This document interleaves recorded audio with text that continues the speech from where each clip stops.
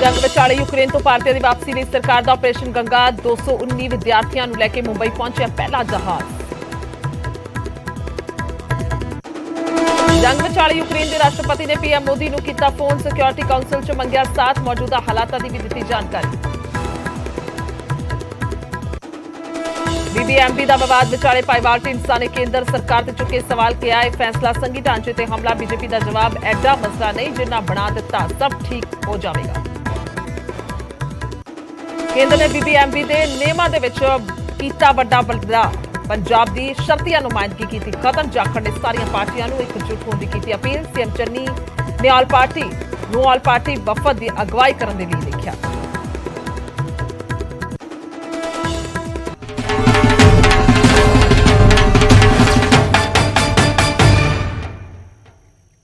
ਸਤਿ ਸ਼੍ਰੀ ਅਕਾਲ। ਇਸ ਸਮੇਂ ਦੇ ਬੁਲੇਟਿਨ 'ਚ ਸਵਾਗਤ ਹੈ। ਮੈਂ ਤੁਹਾਡੇ ਨਾਲ ਗੁਰਜੋਤ ਸੰਧੂ। ਸ਼ੁਰੂਆਤ ਕਰਦੇ ਹਾਂ ਖਬਰਾਂ ਦੀ ਫਟਾਫਟ ਅੰਦਾਜ਼ ਦੇ ਵਿੱਚ।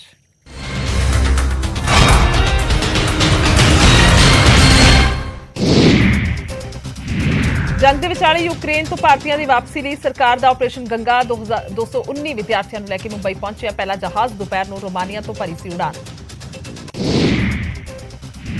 ਵਿਦਿਆਰਥੀਆਂ ਨੂੰ ਲੈਣ ਲਈ ਖੁਦ ਹਵਾਈ ਅੱਡੇ ਪਹੁੰਚੇ ਕੇਂਦਰੀ ਮੰਤਰੀ ਪੀਯੂਸ਼ ਗੋਇਲ। ਯੂਕਰੇਨ ਤੋਂ ਪਰਤੇ ਭਾਰਤੀਆਂ ਦਾ ਪੁੱਛਿਆ ਹਾਲ। ਕਈ ਭਾਰਤੀਆਂ ਨੇ ਉਹਨਾਂ ਦੇ ਨਾਲ ਲਈਆਂ ਸੈਲਫੀਆਂ। ਕਾਂਗਰਸੀ ਸਾਂਸਦ ਰਵਨੀਤ ਬਿੱਟੂ ਨੇ ਕੀਤੀ ਕੇਂਦਰ ਸਰਕਾਰ ਤੋਂ ਮੰਗ। ਬੋਲੇ ਵਿਦਿਆਰਥੀਆਂ ਨੂੰ ਟਰੈਵਲ ਖਰਚ ਮੋੜਿਆ ਜਾਵੇ ਕਿ ਅੱਜ ਕੇਂਦਰ ਨਹੀਂ ਕਰਦਾ ਤਾਂ ਮੁੱਖ ਮੰਤਰੀ ਚੰਨੀ ਕਰਨ ਪਹਿਲ। ਜੰਗ ਵਿਚਾਲੇ ਯੂਕਰੇਨ ਦੇ ਰਾਸ਼ਟਰਪਤੀ ਨੇ ਪੀਐਮ ਮੋਦੀ ਨੂੰ ਕੀਤਾ ਫੋਨ। ਸਿਕਿਉਰਿਟੀ ਕਾਉਂਸਲ 'ਚ ਮੰਗਿਆ ਸਾਥ। ਮੌਜੂਦਾ ਹਾਲਾਤਾਂ ਦੀ ਵੀ ਦਿੱਤੀ ਜਾਣਕਾਰੀ। ਯੂਕਰੇਨ 'ਚ ਰੂਸ ਦੇ ਹਮਲੇ ਲਗਾਤਾਰ ਜਾਰੀ। ਰਾਜਧਾਨੀ ਕੀਵ ਸਮੇਤ ਯੂਕਰੇਨ ਦੇ ਵੱਡੇ ਸ਼ਹਿਰਾਂ 'ਚ ਜ਼ਬਰਦਸਤ ਗੋਲੀਬਾਰੀ। ਰਾਜਧਾਨੀ ਕੀਵ ਦੇ ਨੇੜੇ ਰੂਸ ਨੇ ਕੀਤਾ ਵੱਡਾ ਧਮਾਕਾ। ਕਈ ਇਮਾਰਤਾਂ ਦਾ ਨੁਕਸਾਨ। ਦੋਹਾਂ ਦੇਸ਼ਾਂ ਦੇ ਵਿਚਾਲੇ ਨਹੀਂ ਹੋਈ ਗੱਲਬਾਤ। ਰੂਸ ਨੇ ਹੋਰ ਹਮਲੇ ਕਰਨ ਦਾ ਕੀਤਾ ਐਲਾਨ। ਭਿਆਨਕ ਜੰਗ ਵਿਚਾਲੇ ਯੂਕਰੇਨ ਦੇ ਰਾਸ਼ਟਰਪਤੀ ਨੇ ਠੁਕਰਾਈ ਦੇਸ਼ ਛੱਡਣ ਦੀ ਪੇਸ਼ਕਸ਼। ਅਮਰੀਕਾ ਨੂੰ ਜੈਲਸੰਕੀ ਦੀ ਦੋ ਟੂਕ। ਅਸੀਂ ਨਹੀਂ ਭੱਜਾਂਗੇ, ਦੇਸ਼ ਦੀ ਕਰਾਂਗੇ ਰਾਖੀ। ਯੂਕਰੇਨ ਦੀ ਮਹਿਲਾ ਸੰਸਦ ਕੀਰਾ ਰੂਦਿਕ ਨੇ ਦੇਸ਼ ਦੀ ਸੁਰੱਖਿਆ ਲਈ ਚੁੱਕੇ ਹਥਿਆਰ ਟਵਿੱਟਰ ਤੇ ਸਾਂਝੀ ਕੀਤੀ ਤਸਵੀਰ। ਲਿਖਿਆ ਆਧੁਨਿਕ ਹਥਿਆਰ ਚਲਾਉਣੇ ਸਿੱਖ ਰਹੀ ਹਾਂ। ਪੁਰਸ਼ਾਂ ਵਾਂਗ ਆਪਣੀ ਮਿੱਟੀ ਦੀ ਰੱਖਿਆ ਕਰਨਗੀਆਂ ਔਰਤਾਂ। ਯੂਕਰੇਨ 'ਚ ਫਸੇ ਭਾਰਤੀਆਂ ਲਈ ਨਵੀਂ ਐਡਵਾਈਜ਼ਰੀ ਜਾਰੀ। ਐਮਬੈਸੀ ਦੀ ਇਜਾਜ਼ਤ ਤੋਂ ਬਿਨਾਂ ਸਰਹੱਦੀ ਚੌਂਕੀ ਤੇ ਨਾ ਜਾਣ ਦੀ ਸਲਾਹ। ਨਾਗਰਿਕਾਂ ਨੂੰ ਕੱਢਣ ਦੇ ਲਈ ਗੁਆਂਢੀ ਦੇਸ਼ਾਂ ਦੇ ਨਾਲ ਤਾਲਮੇਲ ਜਾਰੀ। ਯੂਕਰੇਨ 'ਚ ਫਸੇ ਵਿਦਿਆਰਥੀਆਂ ਦੀ ਚਿੰਤਾ 'ਚ ਦਿੱਲੀ ਪਹੁੰਚੇ ਮਾਪੇ। ਵਿਦੇਸ਼ ਮੰਤਰਾਲੇ ਦੇ ਬਾਹਰ ਸੜਕ ਤੇ ਬੈਠ ਕੇ ਕੀਤਾ ਪ੍ਰਦਰਸ਼ਨ। ਆਪਣੇ ਬੱਚਿਆਂ ਦੀ ਸੁਰੱਖਿਅਤ ਵਾਪਸੀ ਕਰਾਉਣ ਦੀ ਮੰਗ। ਯੂਕਰੇਨ 'ਚ ਪੋਲੈਂਡ ਬਾਰਡਰ ਤੇ ਫਸਿਆ ਸਮਾਣਾ ਦਾ ਨੌਜਵਾਨ ਨਵਰੋਜ ਸਿੰਘ। ਮਾਪਿਆਂ ਨੇ ਭਾਰਤ ਸਰਕਾਰ ਨੂੰ ਕੀਤੀ ਅਪੀਲ। ਫਸੇ ਭਾਰਤੀਆਂ ਨੂੰ ਵਾਪਸ ਲਿਆਉਣ ਦੀ ਲਗਾਈ ਗੁਹਾਰ। ਤਲਵੰਡੀ ਸਾਬੋ ਦੇ 3 ਵਿਦਿਆਰਥੀ ਯੂਕਰੇਨ 'ਚ ਫਸੇ ਬੱਚਿਆਂ ਦੀ ਸੁਰੱਖਿਆ ਨੂੰ ਲੈ ਕੇ ਮਾਪਿਆਂ ਦੀ ਵਧੀ ਚਿੰਤਾ। ਕੇਂਦਰ ਸਰਕਾਰ ਤੋਂ ਸੁਰੱਖਿਅਤ ਵਾਪਸੀ ਦੀ ਅਪੀਲ। ਯੂਕਰੇਨ 'ਚ ਫਸੀ ਲਹਿਰਾ ਗਾਗਾ ਦੇ ਮੁਣਕ ਦੀ ਮਨਪ੍ਰੀਤ ਕੌਰ। ਪਰਿਵਾਰ ਨੇ ਪ੍ਰਧਾਨ ਮੰਤਰੀ ਮੋਦੀ ਨੂੰ ਲਗਾਈ ਗੁਹਾਰ। ਕਿ ਬੇਟੀ ਨੂੰ ਸੁਰੱਖਿਅਤ ਵਾਪਸ ਲਿਆਉਣ ਦਾ ਪ੍ਰਬੰਧ ਕਰੇ ਸਰਕਾਰ। ਬਟਾਲਾ ਦੇ ਕਪੂਰੀ ਗੇਟ ਮੁਹੱਲਾ 'ਚ ਰਹਿੰਦੇ ਪਰਿਵਾਰ ਦੇ 2 ਬੱਚੇ ਯੂਕਰੇਨ 'ਚ ਫਸੇ। ਐਮਬੀਬੀਐਸ ਕਰਨ ਉੱਥੇ ਗਏ ਸਨ ਦੋਵੇਂ ਭਰਾ। ਪਰਿਵਾਰ ਨੇ ਸੁਰੱਖਿਅਤ ਘਰ ਵਾਪਸੀ ਦੀ ਕੀਤੀ ਅਰਦਾਸ।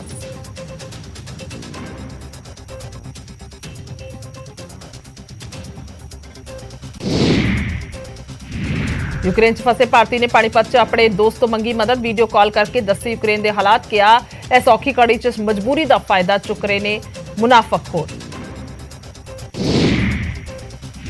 ਯੂਕਰੇਨ 'ਚ ਫਸੇ ਕਰਨਾਲ ਦੇ ਵਿਦਿਆਰਥੀਆਂ ਦੀਆਂ ਤਸਵੀਰਾਂ ਆਈਆਂ ਸਾਹਮਣੇ। ਵਿਦਿਆਰਥੀਆਂ ਨੇ ਦੱਸੇ ਉੱਥੇ ਦੇ ਹਾਲਾਤ। ਭਾਰਤ ਸਰਕਾਰ ਤੋਂ ਲਾਈ ਮਦਦ ਦੀ ਗੁਹਾਰ। ਯੂਕਰੇਨ ਤੋਂ ਕਰਨਾਲ ਪਰਤੇ ਕਈ ਵਿਦਿਆਰਥੀ ਡਿਪਟੀ ਕਮਿਸ਼ਨਰ ਦੇ ਨਾਲ ਕੀਤੀ ਮੁਲਾਕਾਤ। ਯੂਕਰੇਨ ਦੇ ਹਾਲਾਤਾਂ ਦੇ ਬਾਰੇ ਦਿੱਤੀ ਜਾਣਕਾਰੀ। ਪਾਣੀਪਤ ਦੇ ਪਿੰਡ ਗੰਜਬੜ ਦੇ ਵਿੱਚ ਵਾਪਸ ਆਈ ਯੂਕਰੇਨ ਦੀ ਫਸੀ ਸਾਕਸ਼ੀ। ਕਿਹਾ ਡਬਲ ਕਿਰਾਇਆ ਦੇ ਕੇ ਮੁਸ਼ਕਿਲ ਨਾਲ ਵਾਪਸ ਆਈਆਂ ਕਾਰ। ਯੂਕਰੇਨ 'ਚ ਫਸੇ ਭਾਰਤੀ ਲੋਕਾਂ ਲਈ ਭਾਰਤ ਸਰਕਾਰ ਤੋਂ ਮੰਗੀ ਮਦਦ। ਯੂਕਰੇਨ ਤੋਂ ਅਨੰਦਪੁਰ ਸਾਹਿਬ ਆਪਣੇ ਘਰ ਵਾਪਸ ਆਈ ਇੰਦਰਪ੍ਰੀਤ ਕੌਰ। ਪਰਿਵਾਰ ਨੇ ਕੀਤਾ ਰੱਬ ਦਾ ਸ਼ੁਕਰਾਨਾ। ਭਾਰਤ ਸਰਕਾਰ ਤੋਂ ਲਾਈ ਗੁਹਾਰ। ਹੋਰ ਵਿਦਿਆਰਥੀਆਂ ਨੂੰ ਵੀ ਵਾਪਸ ਲਿਆਏ ਸਰਕਾਰ।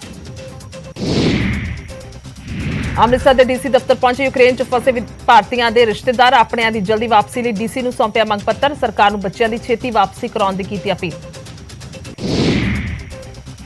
ਅੰਮ੍ਰਿਤਸਰ ਦੇ ਪੇਪਰ ਆਰਟਿਸਟ ਨੇ ਬਣਾਇਆ ਰੂਸ ਯੂਕਰੇਨ ਜੰਗ ਦਾ ਮਾਡਲ। ਦੋਹਾਂ ਦੇਸ਼ਾਂ ਨੂੰ ਸ਼ਾਂਤੀ ਬਣਾਉਣ ਦਾ ਦਿੱਤਾ ਸੁਨੇਹਾ, ਕਿਹਾ ਤਾਕਤਵਰ ਦੇਸ਼ ਇਕਜੁੱਟ ਹੋ ਕੇ ਹੱਲ ਕਰਨ ਮਸਲਾ। ਯੂਕਰੇਨ ਤੋਂ ਭਾਰਤੀਆਂ ਦੀ ਸੁਰੱਖਿਅਤ ਵਾਪਸੀ ਲਈ ਕੀਤੀ ਜਾ ਰਹੀ ਦੁਆ। ਫਰੀਦਕੋਟ ਦੇ ਗੁਰਦੁਆਰਾ ਮਾਤਾ ਖੀਵੀ ਵਿਖੇ ਭਾਰਤੀਆਂ ਦੀ ਸਲਾਮਤੀ ਲਈ ਹੋਈ ਅਰਦਾਸ। ਗੁਰਦੁਆਰਾ ਕਮੇਟੀ ਨੇ ਸਰਕਾਰ ਤੋਂ ਲਾਈ ਮਦਦ ਦੀ ਗੁਹਾਰ। ਕੇਂਦਰ ਨੇ ਬੀਬੀਐਮਬੀ ਦੇ ਨਿਯਮਾਂ 'ਚ ਕੀਤਾ ਵੱਡਾ ਬਦਲਾਅ। ਪੰਜਾਬ ਦੀ ਸ਼ਰਤੀਆ ਨੁਮਾਇੰਦਗੀ ਕੀਤੀ ਖਤਮ। ਕਾਂਗਰਸ, ਅਕਾਲੀ ਦਲ ਤੇ ਆਪ ਨੇ ਚੁੱਕੇ ਸਵਾਲ। ਕੇਂਦਰ ਤੇ ਲਾਇਆ ਪੰਜਾਬ ਦੇ ਹੱਕਾਂ ਨੂੰ ਖੋਹਣ ਦਾ ਇਲਜ਼ਾਮ। ਬੀਬੀਐਮਬੀ ਵਿਵਾਦ ਤੇ ਸੁਨੀਲ ਜਾਖੜ ਦੀ ਸੀਐਮ ਚੰਨੀ ਤੋਂ ਮੰਗ। ਸਰਬਦਲੀ ਵਫਦ ਸਮੇਤ ਪੀਐਮ ਦੇ ਨਾਲ ਕੀਤੀ ਜਾਵੇ ਮੁਲਾਕਾਤ। ਕਿਹਾ ਮੁੱਖ ਮੰਤਰੀ ਕਰਨ ਸਰਬਦਲੀ ਵਫਦ ਦੀ ਅਗਵਾਈ। ਬੀਬੀਐਮਬੀ ਦੇ ਵਿਵਾਦ ਵਿਚਾਲੇ ਭਾਈਵਾਲ ਢੀਂਡਸਾ ਨੇ ਕੇਂਦਰ ਸਰਕਾਰ ਤੇ ਚੁੱਕੇ ਸਵਾਲ। ਕਿਹਾ ਇਹ ਫੈਸਲਾ ਸੰਘੀ ਢਾਂਚੇ ਤੇ ਹਮਲਾ। ਬੀਜੇਪੀ ਦਾ ਜਵਾਬ, ਇੰਨਾ ਮਸਲਾ ਨਹੀਂ ਜਿੰਨਾ ਬਣਾ ਦਿੱਤਾ, ਸਭ ਠੀਕ ਹੋ ਜਾਵੇਗਾ। ਕੈਥਲ ਪਹੁੰਚੇ ਹਰਿਆਣਾ ਦੇ ਮੁੱਖ ਮੰਤਰੀ ਮਨੋਹਰ ਲਾਲ। 4 ਵਿਕਾਸ ਪ੍ਰੋਜੈਕਟਾਂ ਦਾ ਕੀਤਾ ਉਦਘਾਟਨ। ਕਾਂਗਰਸ ਦੇ ਕੀਤੇ ਸ਼ਬਦੀ ਵਾਰ। ਦਿਨ ਦਿਹਾੜੇ ਗੋਲੀਆਂ ਦੇ ਨਾਲ ਦਹਿਲਿਆ ਅੰਬਾਲਾ ਸ਼ਹਿਰ। ਹਸਪਤਾਲ 'ਚ ਇੱਕ ਨੌਜਵਾਨ ਨੇ ਦੂਜੇ ਤੇ ਵਰਾਈਆਂ ਗੋਲੀਆਂ। ਸੀਸੀਟੀਵੀ 'ਚ ਕੈਦ ਹੋਈਆਂ ਤਸਵੀਰਾਂ। ਗੁਰਗ੍ਰਾਮ 'ਚ ਪਟੌਦੀ ਦੇ ਪਿੰਡ ਖੋੜ ਦੇ ਵਿੱਚ ਸ਼ਰਾਬ ਕਾਰੋਬਾਰੀ ਦਾ ਕਤਲ। 30 ਤੋਂ 40 ਰਾਉਂਡ ਫਾਇਰ ਕਰਕੇ ਮਾਰ ਮੁਕਾਇਆ। ਕਰੀਬ 5 ਬਦਮਾਸ਼ਾਂ ਨੇ ਵਾਰਦਾਤ ਨੂੰ ਦਿੱਤਾ ਅੰਜਾਮ। ਜਲਾਲਾਬਾਦ ਦੇ ਪਿੰਡ ਲਧੂਵਾਲਾ ਦੇ ਵਿੱਚ ਇੱਕ ਸ਼ਖਸ ਨੇ ਆਪਣੀ ਪਤਨੀ ਤੇ ਕਤਲ ਦਾ ਇਲਜ਼ਾਮ। ਪਤੀ ਨੂੰ ਨਸ਼ਾ ਕਰਨ ਤੋਂ ਰੋਕਦੀ ਸੀ ਪਤਨੀ। ਪੁਲਿਸ ਨੇ ਪਤੀ ਸਮੇਤ 3 ਲੋਕਾਂ ਦੇ ਖਿਲਾਫ ਕੀਤਾ ਮਾਮਲਾ ਦਰਜ। ਸੋਨੀਪਤ ਦੇ ਪਿੰਡ ਗੜ ਮਿਰਕਪੁਰ ਦੇ ਵਿੱਚ ਬੇਰਹਿਮੀ ਦੇ ਨਾਲ ਇੱਕ ਸ਼ਖਸ ਦਾ ਕਤਲ। ਡੰਡਿਆਂ ਦੇ ਨਾਲ ਕੁੱਟ-ਕੁੱਟ ਕੇ ਉਤਾਰਿਆ ਮੌਤ ਦੇ ਘਾਟ। ਪੀੜਤ ਪਰਿਵਾਰ ਮੁਤਾਬਿਕ ਪਿੰਡ 'ਚ ਕੁਝ ਲੋਕਾਂ ਦੇ ਨਾਲ ਚੱਲ ਰਿਹਾ ਸੀ ਜ਼ਮੀਨੀ ਵਿਵਾਦ। ਅੰਮ੍ਰਿਤਸਰ ਦੇ ਬਾਬਾ ਬਕਾਲਾ 'ਚ ਬੈਂਕ ਲੁੱਟਣ ਦੀ ਕੋਸ਼ਿਸ਼। ਬੈਂਕ ਦੇ ਸੁਰੱਖਿਆ ਗਾਰਡ ਦੀ ਬਹਾਦਰੀ ਕਰਕੇ ਨਹੀਂ ਹੋਈ ਲੁੱਟ। ਪੁਲਿਸ ਨੇ ਲੁਟੇਰਿਆਂ ਨੂੰ ਕੀਤਾ ਗ੍ਰਿਫਤਾਰ। ਜਲੰਧਰ 'ਚ ਨਕੋਦਰ ਰੋਡ ਤੇ ਕਾਰ ਅਤੇ ਐਕਟਿਵਾ ਦੇ ਵਿਚਾਲੇ ਭਿਆਨਕ ਟੱਕਰ। ਐਕਟਿਵਾ ਚਾਲਕ ਇੱਕ ਸ਼ਖਸ ਦੀ ਮੌਤ, ਦੂਜੇ ਦੀ ਹਾਲਤ ਗੰਭੀਰ। ਨਿੱਜੀ ਹਸਪਤਾਲ ਚੱਲ ਰਿਹਾ ਇਲਾਜ। ਅਬੋਹਰ ਦੇ ਬੱਲੂਆਣਾ ਨੇੜੇ ਪਲਟੀ ਇੱਕ ਬੱਸ। ਕਈ ਸਵਾਰੀਆਂ ਹੋਈਆਂ ਜ਼ਖਮੀ। ਓਵਰਟੇਕ ਦੱਸਿਆ ਜਾ ਰਿਹਾ ਹਾਦਸੇ ਦਾ ਕਾਰਨ। ਅਬੋਹਰ ਤੋਂ ਮੋਗਾ ਜਾ ਰਹੀ ਸੀ ਬੱਸ।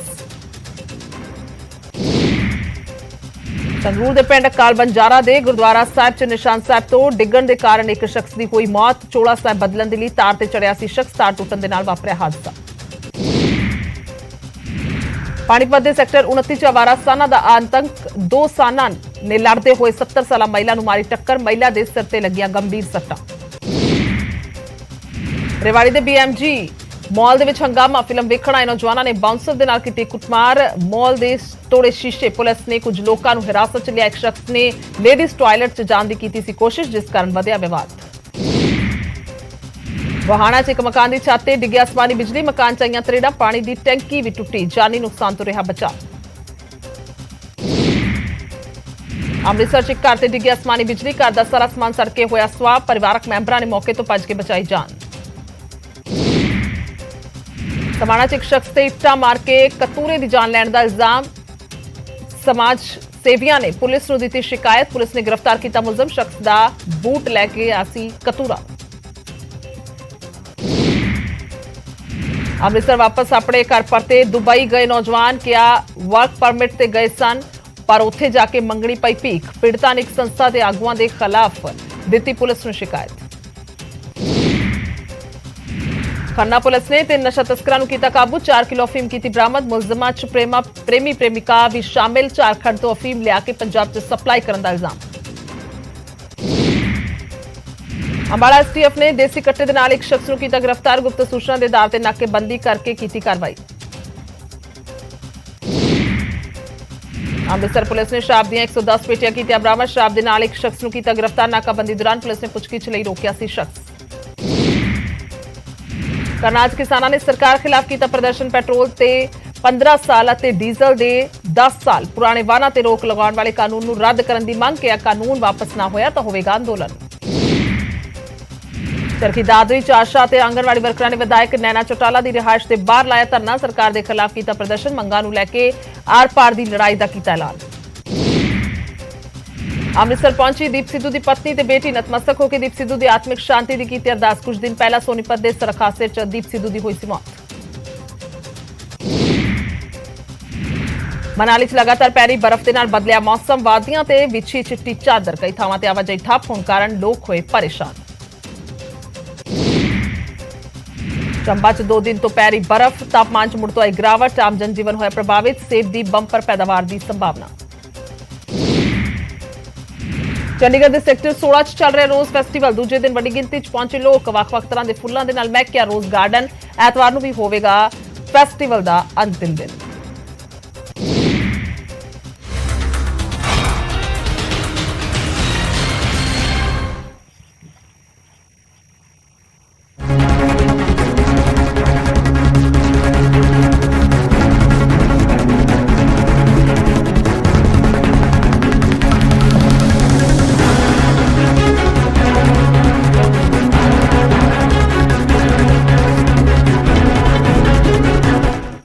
ਤੇ ਹੁਣ ਖਬਰਾਂ ਵਿਸਤਾਰ ਦੇ ਨਾਲ ਤੇ ਗੱਲ ਕਰਾਂਗੇ ਰੂਸ ਦੀ ਤੇ ਯੂਕਰੇਨ ਦੀ। ਤੇ ਅੱਜ ਦੀ ਰਾਤ ਸੰਵੇਦਨਸ਼ੀਲ ਦੱਸੀ ਜਾ ਰਹੀ ਹੈ। ਰੂਸ ਅਤੇ ਯੂਕਰੇਨੀਅਨ ਜੰਗ ਦੇ ਵਿਚਾਲੇ ਯੂਕਰੇਨ ਫਸੇ ਵਿਦਿਆਰਥੀਆਂ ਨੂੰ ਕੱਢਣ ਦੀਆਂ ਕੋਸ਼ਿਸ਼ਾਂ ਜਾਰੀ ਨੇ। ਯੂਕਰੇਨ ਤੋਂ ਰੋਮਾਨੀਆ ਪਹੁੰਚੇ ਵਿਦਿਆਰਥੀਆਂ ਨੂੰ ਲੈ ਕੇ ਪਹਿਲੀ ਉਡਾਨ ਭਾਰਤ ਪਹੁੰਚੀ ਹੈ। ਵੇਖਦੇ ਹਾਂ ਇਹ ਰਿਪੋਰਟ।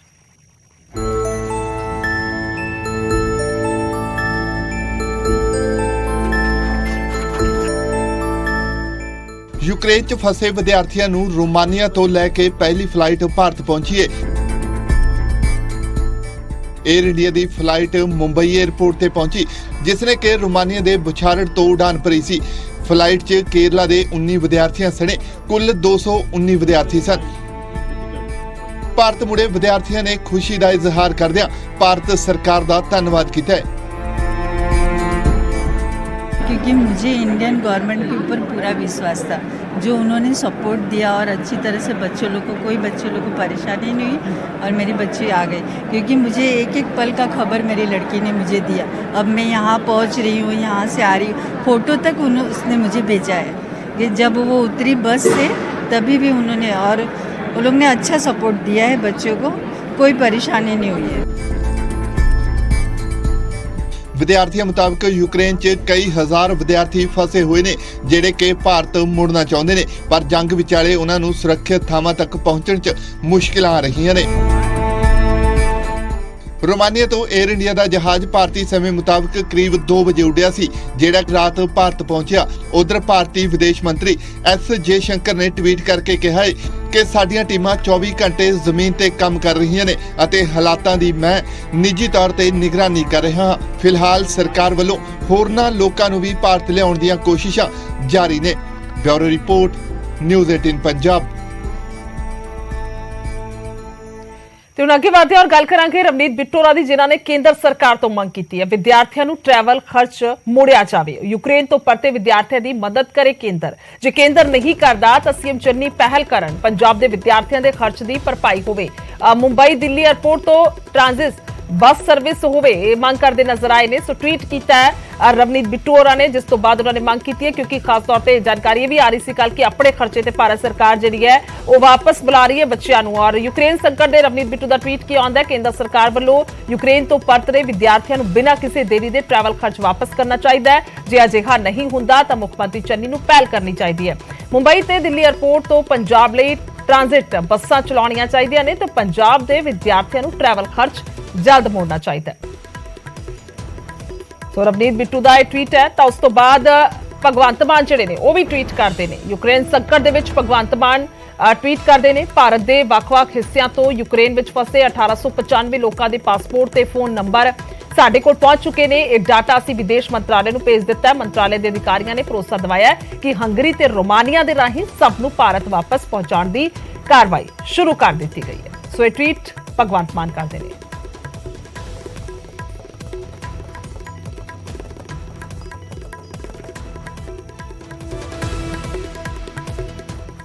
ਸੋ ਲਗਾਤਾਰ ਖਬਰਾਂ ਤੇ ਨਜ਼ਰ ਬਣੀ ਹੋਈ ਹੈ। ਇੱਕ ਛੋਟੇ ਜਿਹੇ ਬ੍ਰੇਕ ਦੇ ਲਈ ਰੁਕਦੇ ਹਾਂ।